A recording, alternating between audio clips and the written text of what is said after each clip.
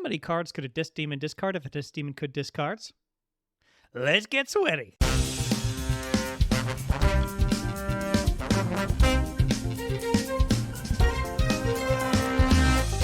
Welcome to KeyForge Public Radio with your host, Zach Armstrong.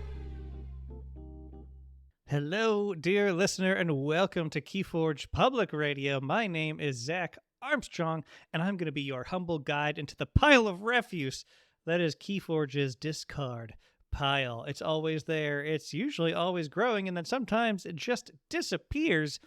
So what we're going to be talking about today here on KeyForge Public Radio, where we help you become a better KeyForge player, is the discard pile and all of the factors that it affects, all the factors that it holds and it interacts with in the game. It's a giant source of growing information for both your own deck and your opponent's deck. There's a number of different mechanics and kinds of card effects we've seen that we need to consider when we're thinking about our discard pile and how we're interacting with it, especially when we have cards that give us that choice. We need to talk about when we want that discard pile to flip and exactly what kind of influence we have over when that discard pile flips and turns back into your deck when you want to draw.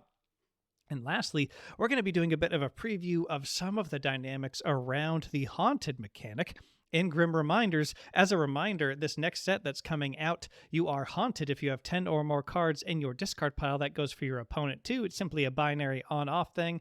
So we're going to be talking about all these things related to the discard pile. It's a bit innocuous. It's been a place in most card games that are out there, but really it is one of the most important sources of information that you have. Again, this is KeyForge Public Radio, and hey, if you're not subscribed, go ahead and hit that follow button on whatever podcast platform you're currently on, because guess what?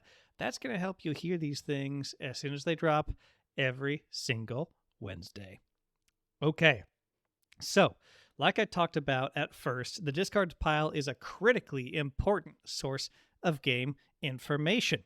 Now, if you haven't listened to it, go back and listen to episode 7, Handcrafting, Mastering a Core KeyForge System, because this is really the sequel to that episode. So, because what I'm talking about when I say that the discard pile is a critically important place you gain information is that as you play your cards, you'll be able to count the houses in your hand, the houses in play, and the houses that are in your discard pile to calculate exactly what your house spread is in your deck. And if you don't know why that's important, guess what? You probably didn't listen to episode 7 about handcrafting, or maybe you did and you're just very smart already and you're here because you like the sound of my voice, which is, neither here nor there. You're probably better at KeyForge than me, but you want to know exactly what's left in your deck so that you can intelligently, strategically select what your house is for the turn, not only based on how you can affect the board state, how you can affect your game plan by what's in your hand, but by also manipulating as much as possible the math about what you're going to be drawing up at the end of the turn and how much that affects how many cards you'll be playing on future turns. As a quick overview, if you have let's say 4 of one house and 2 of another, if you pick the 2-card house, especially if that 2-card house, you're able to be effective with it. Maybe you have some things out on the board already. And those 2 cards are going to have some great and timely effects. If you play those 2 cards, you're taking a smaller 2-card turn for a chance at taking a 5 or 6-card turn with that other house in your hand, because you'll be drawing up those 2 cards at the end of the turn, and if either of those 2 cards or both of them match that house that already had 4 cards in hand, you're going to be sitting real pretty. You just got a little bit lucky and you planned on it, and now you're going to be playing 5 and 6 card turns going forward if your luck holds and you've set yourself up for that. And one of the greatest ways to make sure you know exactly what's going on with your house count is counting what's in your discard pile. It's a critically important place to gather information for your own handcrafting. Now, here's the thing. Discard piles are public information at all times. So this applies over on the opponent's side of the board as well, as in you want to be looking at their discard pile from time to time, and you're not going to be able to see what's in their hand, right? But you can see what's in play, you can see what's in the discard pile, and you can do some math on what number of what houses are left between their deck and their hand. One place that this could be helpful, let's use a Winds of Exchange example. And many of you will be familiar with the common Brobnar card from Winds of Exchange called Rant and Rive. It comes with an amber pip, and it says play. If your opponent has 8 amber or more, they lose half. They lose half of their amber. So really, this is a great card to keep somebody off of a key. And if you want to burst and your opponent has Brobnar, and this is sealed, so you haven't seen it, so you haven't seen their full list, and you want to go high, but if you go to 10, if you go to 10, you're still going to get punished and not be able to forge a key if they hit you with Rant and Rive. But if you're able to count all of their Brobnar cards and you find 12, right? Or 11, and you want to take that chance, but you find enough to know where nearly all of their Brobnar cards are. If you spot all 12, then you know they don't have Rant and Rive, or they know even if they did have it, they played it earlier. So they know they have no more Rant and Rives left. That's just one use case, and you're going to want to keep in mind as you're looking at your opponent's discard. They're really, dear listener, I just want you to be looking at your opponent's discard if you're needing to be strategically minded, of course. If you're in a serious practice match or you're in a competitive match, you need to be looking at your opponent's discard so you can stay on top of what they've played and what the shape of their deck might be looking like. There's not really just a small list of high impact things I specifically want you to look for. Really, going in and looking in there will help you find information or remind you of things that will help you realize what you have and haven't seen. So, for instance, if somebody has played a whole bunch of action cards and artifacts and upgrades from a house, let's say Starline, Winds of Exchange, and you've seen 9 of those cards, but none of them have been creatures, you know that the last 3 Starlines cards that you have not seen are creatures, and then that, not a lot of Starline's creatures have play effects that are going to keep you off of a key. So the amber control in that house is gone. So really, you want to be piecing together as much as you can of their deck with this publicly available information. And I think even in Archon, when you look at an Archon list, it is often a good idea to go ahead and ask to flip through the discard pile just to remind yourself of things. Now, if you're being absolutely brilliant and remembering their entire Archon list, which you can still look at any time, if you're remembering that and you feel really confident, maybe you don't need to do this, but I like to do it just to jog my memory about what they've got going on, Because even if they don't have tricks for the discard pile like some decks do, you do need to know what's going on there and keep everything top of mind. Now, I am emphasizing, go look through this. And now sometimes you'll say, but Zach, I'm in a match and it really doesn't matter. Their deck is just not doing anything with the discard pile. I know what houses they have. And here's the thing. In that situation, you're totally right. If they're not doing anything with the discard pile, then you can pretty much not worry about it, right? If you're looking at their Archon list, you have a general sense of what their deck is trying to do. However, I'm going to tell a specific story from round 1 at the Philadelphia Vault Tour. I was against fellow strategic KeyForge podcaster Second Act, who publishes the Weekend Key Warriors podcast with Arlie. They have some lovely discussions over there, so go check out the Weekend Key Warriors podcast. And something Second Act had in his deck that I recognized is he had Keyfrog, Savage Clash, Resurgence, and Gloriana's Attendant. So I'll go, if you might be picking up what I'm putting down with that combo, but let me explain it just so you can be aware. So first off, the cincher is Keyfrog. Keyfrog is a 2-power beast with destroyed, forge a key at current cost. So it's a creature he can play, and if he can blow it up on his same turn, he can forge a key without any additional costs except trying to pull off the combo. No additional amber cost, though. Very powerful. He also has Savage Clash, which says destroy all creatures except the most powerful enemy creature and the least powerful friendly creature. So, as long as Keyfrog is not the least powerful friendly creature, it can be killed with Savage Clash. Gloriana's Attendant is a 1-power mutant. And so if this 1-power mutant creature is out on the board, along with Keyfrog, when John plays Savage Clash, he can blow up the Keyfrog and forge a key at current cost. And the critical discard piece he has here is the Resurgence. It says play, return a creature from your discard pile to your hand. If that creature is a mutant, return another creature from your discard pile to your hand. So here's the thing. If Gloriana's Attendant, which is a mutant, and Keyfrog, which is a regular creature, are in his discard pile and he has Resurgence and Savage Clash in his hand, so he just needs to get those 2 creatures into the discard pile, He can play Resurgence, pull back both the Gloriana's Attendant and the Key Frog, and I believe at least one of them had some Amber enhancements. Then he can play them both onto his board, play Savage Clash, and forge a key.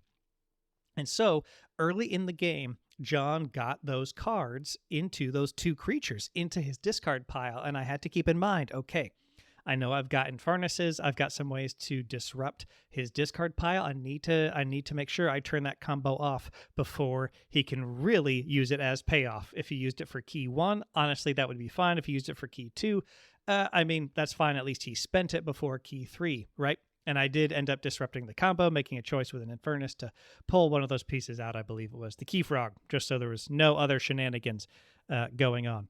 So that's the kind of situation where you really need to pay attention to what is going on in your opponent's discard pile. A few other examples, like I mentioned, Infernus, the 4-power creature introduced in House Dis in Worlds Collide a while back that has play.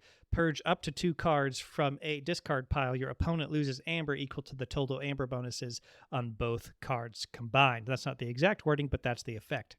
So if you have an Infernus or your opponent has Infernus, you need to be aware of what's in your discard pile, when it's in your discard pile, and the same thing over on your opponent's side, because maybe you do need to make sure you're using the Amber Loss effect, and maybe you're the only one with pips, so you've got to track what pips are in your discard pile and know when that's available to you.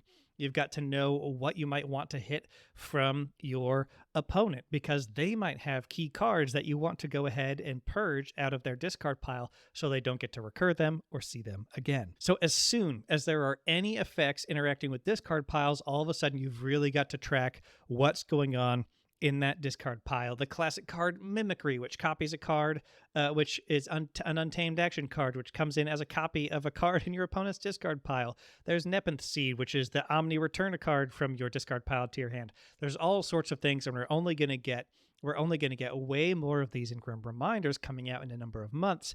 And so wrapping your brain around what it takes to be tracking what's going on in your discard pile is going to be really important to maximize how well you can be playing a game of KeyForge and managing the vast amount of information that's going to be in front of you. So that is really the summary of why the discard pile is a critical source of information and a critical source of strategic choices as soon as card mechanics introduce interactions into the game state where you start to need to pay attention to that. A few other notes here. So we mentioned creature counting, right? So you can try to keep track of where their creatures are if you're worried about the board getting overrun by their creatures, where their houses are, where if they've gotten through most of one house, they're just going to be in the other 2 houses, and then you use that information as you will. Maybe you have control effects that play off of that. Maybe you don't. Maybe you make a choice to go ahead and get a couple creatures out from your hand onto the board if you know they have their creature heavy house left, things like that. There's a whole lot of use cases and for figuring out how to best use this information. So it's tough to go through all of them, but it's more of a general principle where if you pay attention to this kind of thing in more games, you'll start finding smart choices, small smart choices that you can make that start to add up the more you make them, especially the more you make them in a single game. And they start to be able to push an advantage that hopefully many times will push you from a loss into a victory instead. There's a couple greatest hits for why this is important, right? Why the discard pile is important. There's Arise, the old discard that returns all creatures of a house from your discard pile to your hand. There is Grim Reminder, the uncommon disaction card from Mass Mutation, which puts all cards of a single house from your discard pile into your archives. So it's a good thing to note. It's a good thing to strategically consider, especially against those types of effects, right? You don't want to unnecessarily turn on some discard pile payoff effects that your opponent might be looking for. Now, sometimes you turn it on knowingly because you need to be pushing your advantage, but sometimes you can go ahead and refrain from turning it on to be if that is not as much of a cost to you. Okay, now we're going to be talking about when managing flipping to draw. What I mean by this is there's the rule in KeyForge that if your deck is empty, if you need to draw, you turn your discard pile over and shuffle it, Vegas. You turn your discard pile over and shuffle it, and you turn it into your deck, and then you draw. And this is a relatively simple mechanic that keeps the pace of KeyForge games going, but there is an awful lot of that handcrafting, next level handcrafting math, really in deck crafting math when it's your discard pile, that really starts to matter here. First off, when you go to draw that card and you need to flip, I'm stating the obvious here, but you'll see where I'm going with this in a second, right? Your discard pile turns into your deck. So the contents of your discard pile turn into your deck, which means you have perfect knowledge and sometimes some control over exactly what's in your discard pile when it flips, mostly if you have a draw effect you can activate during your turn. In Winds of Exchange, you might have the Prospector token, right? Or the Equiji Outpost Prospector has destroyed.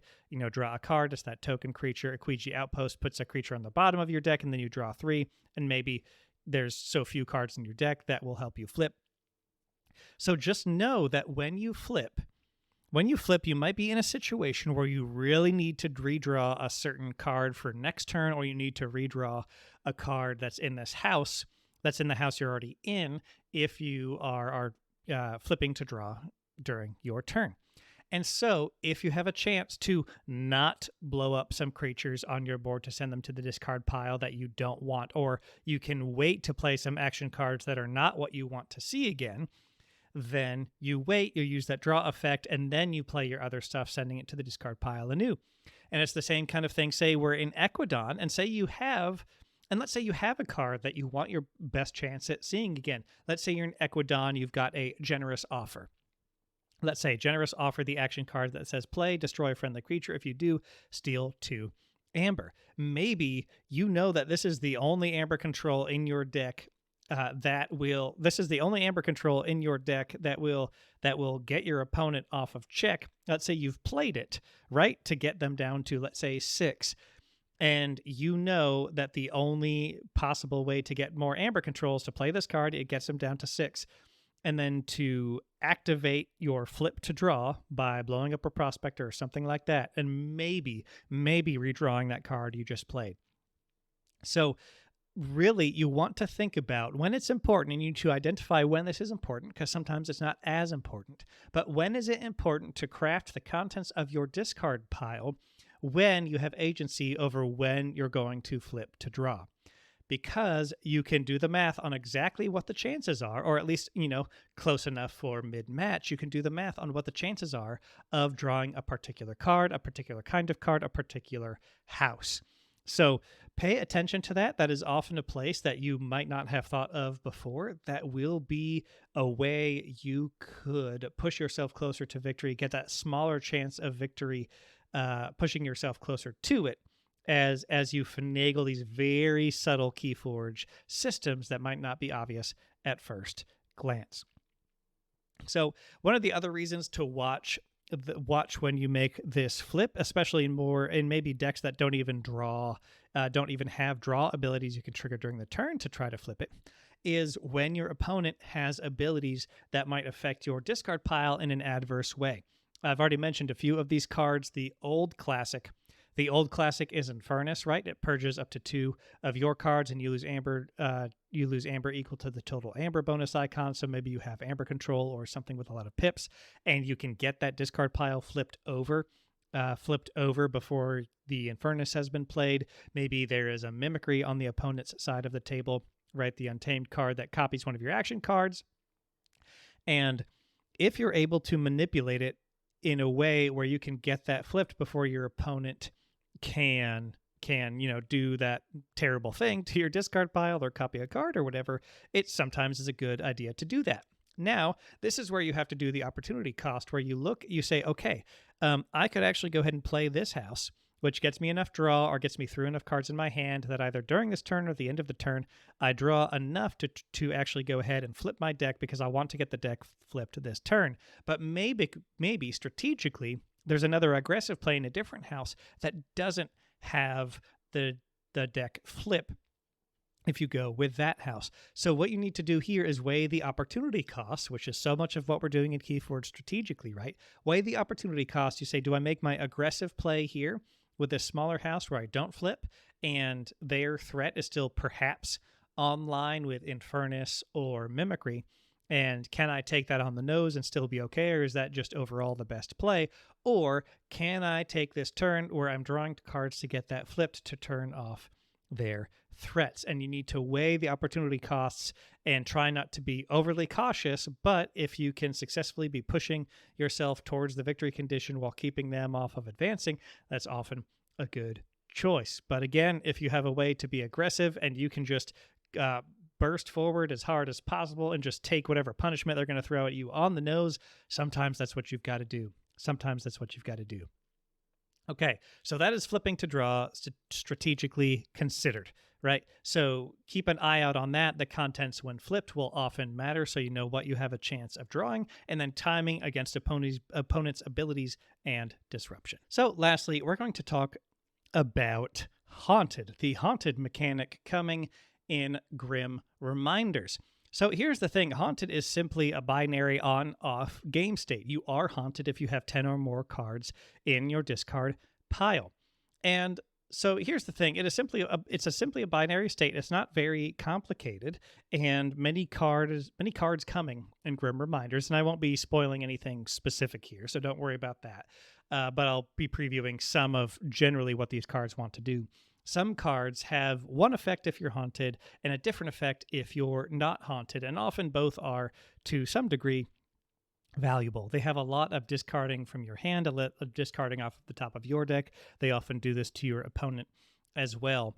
And so the dynamics with the board state when you want somebody to be haunted or you don't want to be haunted, you're going to have to pay attention to all the sources of getting cards into the discard pile. Now, often, if you're getting a good thing for yourself being haunted, you'll be able to figure this out pretty well, right? You can fight creatures off that then die on your side of the board and go into the discard pile. You are using the new discard bonus icon that's going to be present. So that is going to be pretty self-explanatory, and that mechanic will be relatively obvious in how to manipulate it because it's very baked into what the set wants to do. You want to be discarding cards from your hand, right? You want to be getting haunted to turn on these effects for the most part. The biggest thing I'm going to say about Haunted here that I think is going to be the more subtle thing is when you're playing against a deck that wants you to be haunted, but you want to hold off being haunted. So let's think about this a little bit.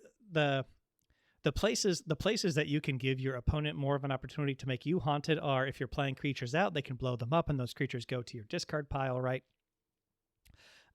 If you're taking big turns that put a lot of stuff into your discard pile, right? You're turning on that haunted mechanic, and so you're going to want to keep an eye out for what places in the game can you perhaps slow them down getting stuff into your discard pile.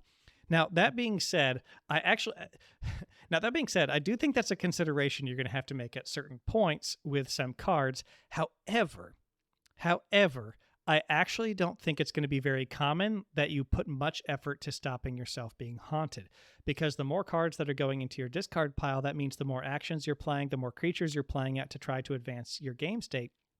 And I don't think it's going to be worth avoiding being haunted to not play a whole bunch of cards, right? I think you're just going to have to take it on the nose as these effects turn on in House Geistoid or other houses that want the opponent, you, to be haunted. And I think you're just going to have to take that on the nose and manage that. Now, if they continually discard cards from the top of your deck and that sort of thing, of course, you're going to be closer to what we talked about earlier, flipping your discard pile. That's something you'll really want to pay attention to against Grim Reminders. Sometimes, once in a blue moon, so not very often, you may be able to resist being haunted and play around it. But I think most of the times you'll just have to take it on the nose and figure out when you might be flipping that deck, removing your discard pile, right? It turns into your deck, and all of a sudden, you are no longer haunted. So you're going to want to keep that in mind, and I do think you're going to have to take it on the chin sometimes. I know I used to suffer from a lot of I must control the situation, but I would never figure out when it was exactly effective to do so, and I would end up just trying to control my opponent or avoid their bad things, and then I would end up losing because I never really advanced my own game state. So don't get stuck trying to not become haunted this way. You may just need to become haunted and push your game plan forward as much as you can. So I'm very excited about the dynamics of Haunted. I think it's much more graceful than the Tide mechanic back in Dark Tidings was, and I'm really looking forward to the kinds of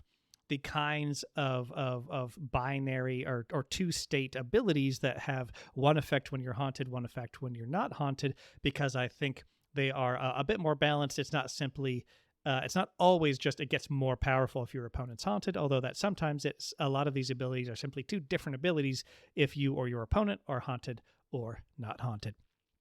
So that is it for this episode of KeyForge Public Radio, all about the discard pile and why it matters to your game. And it already matters in a bunch of matchups, and guess what? It's going to matter even more as you make lots of complicated, amazing, fun choices with the abilities in Grim Reminders.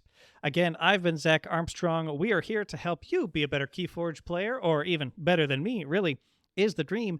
Remember that KeyForgePublicRadio.com is where you can find episodes, including I have archived the old hobby drama posts by friend of the show, Soho Jin, who I interviewed back when I ran Call of Discovery for 3 years alongside Ed Pocock. Soho Jin wrote many articles about the messier and darker side of KeyForge, but in ways that were both entertaining, thorough, even-handed, and in ways that actually really sold people on KeyForge, even though he was highlighting some of the game's roughest moments. Those blogs are going up over on KeyForgePublicRadio.com as an archive so that they are in a KeyForge-centric place, as well as the old Reddit posts as well, doing that with his permission, so thank you so much, Soho Jin. We appreciate that. And every once in a while, I am throwing some fun new designs into the KeyForge Public Radio merch shop. So go check that out. I know Sydney Steele of Help from Future Self was rocking the Golden Resource shirt at a Vault Tour earlier this year, which is quite an honor.